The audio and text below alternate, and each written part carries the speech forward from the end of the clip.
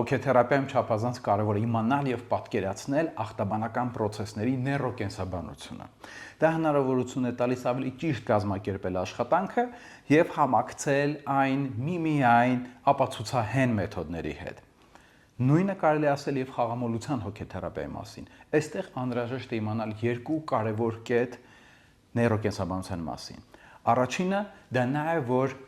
խաղամոլության հետ կապված մտքերի, էմոցիաների եւ վարքի հիմքում ընկած այն սպասարկող նեյրոնային ցանցը կամ նեյրոնների համակցությունը ժամանակի ընթացքում, ինչպես եւ մնացած բոլոր սովորությունների, հմտությունների պարագայում կարող է ձեռք բերել ավտոնոմիա։ Ավտոնոմիա ձեռք բերելը շատ նորմալ է, որովհետեւ դրա շնորհիվ է, որ ամենատարբեր գործողությունները վերածվում են հմտությունների։ Նույն ինքը մեքենա վարելը։ Երբ որ մենք նոր ենք սկսում վարել, մեր գիտակցությունը միացած է ցանկացած գործողության վրա։ Բայց ժամանակի հետ, որքան որ մենք հմտանում ենք դրանում, մեր գիտակցությունը դադարում է այդքան կամ այդ չափ վերահսկող լինել եւ շատ բան մենք անում ենք ավտոմատ կերպով։ Սա նշանակում է, որ մեքենա վարելու հմտությունները սպասարկող նեյրոնային ցանցը ձեռք է բերել որոշակի աստիճանի ավտոնոմիա։ Բայց բանը նրանում է, որ ցանկացած պահի մենք կարող ենք գիտակցաբար միջամտել process-ի մեջ եւ օրինակ արգելակել մեքենան կամ ասենք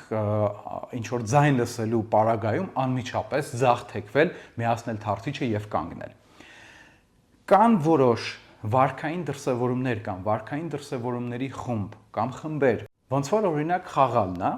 որ դրանց հիմքում ընկած նեյրոնային ցանցերը ձեռք են բերում ավտոնոմիայի շատ ավելի բարձր աստիճաններ, որը չափել բնականաբար հնարավոր չի, բայց մենք տեսնում ենք դրա հետևանքները։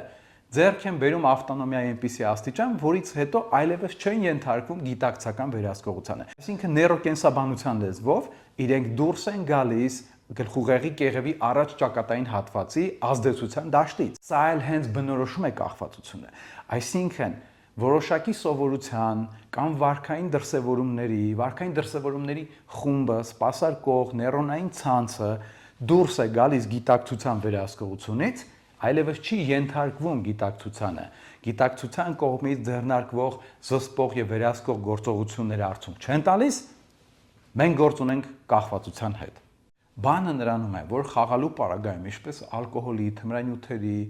քաղցրի, շաքար պարունակող, այսինքն սնունդի եւ որոշ էլի գործողությունների եւ նյութերի պարագայում շատ ավելի արագ եւ քիչ ջանքերով է ուղեղը կարողանում արտազատել դոպամին։ Այսինքն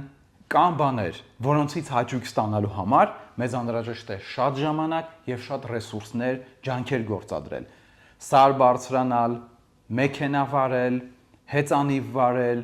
գիրք կարդալ, պարել, սպորտով զբաղվել, այնինչ կան բաներ, որոնք շատ կարճ ժամանակում եւ գրեթե առանց ռեսուրս եւ ջանք թափելու միանգամից արտազատում են դոպամին, այսինքն հաճույք են մեզ պատճառում։ Այս պարագայում գայթակղությունը մեծ է, որպեսզի ուղեղը նախապատվությունը տա այն գործողություններին, որոնք շատ ավելի քիչ ժամանակ եւ էներգիա են պահանջում դոպամին արտազատելու կամ դոպամինի արտազատումը խթանելու համար, հատկապես այն պայմաններում, երբ որ մարդը հոգնած է, այսինքն հավելյալ ռեսուրս չունի կամ չի ուզում ծախսի, եւ ժամանակ չունի, ֆիզիկապես փաստացի չունի ժամանակային ռեսուրս, որը տրամադրի ավելի առողջ կամ ավելի թանկ, ճակերտավոր ասած, դոպամինի համար։ Հետևաբար այստեղ խաղամոլության, կախվածության ձևավորման մեջ երկրորդ կարևոր գործոնը նեյրոկենսաբանական հենց էժան դոպամինի մեխանիզմն է։